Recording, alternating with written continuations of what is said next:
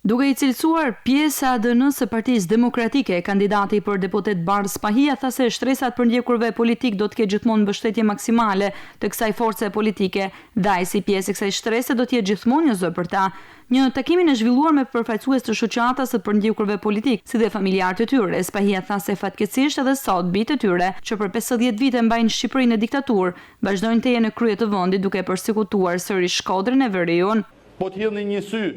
ministrave dhe përfaqësuesave më të lartë të këtij pushteti janë gjithë pasardhës biologjik direkt të përfaqësuesve të ish byros politike. Kanë kthyer edhe një herë ideologjikisht, edhe pse në forma të ndryshme, persekutimin ekonomik në rastin konkret kryesisht, ndaj Shkodrës, ndaj Veriut, ndaj gjithkujt që nuk është ideologjikisht me to. Dhe një nga detyrat kryesore që mendoj se i dalin përfaqësuesve të Partisë Demokratike dhe aq më tepër përfaqësuesve të shtresës së përsekutuarve politik,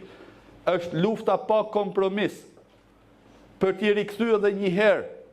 dinjitetin shtresës së përsekutuarve, duke i treguar me realitet historinë e vërtetë dhe jo ashtu të deformuar, siç tentohet të bëhet sot në mënyrë shumë kamuflume. Tek ne, tek e djatha, tek Partia Demokratike dhe aq më tepër tek ne përfaqësues të shtresës përsekutuarve, duhet të gjejmë mbështetjen